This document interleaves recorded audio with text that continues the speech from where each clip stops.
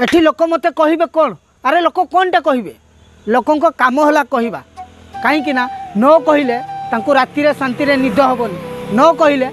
खाद्य हजम हेनी तेणुक मो बंधु ये आप भल कले भी लोक कहे ये आप खराब कले भी लोक कहे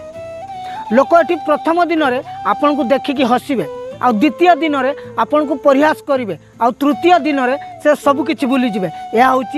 दुनियार नियम आजिकल दुनिया यह ही चली।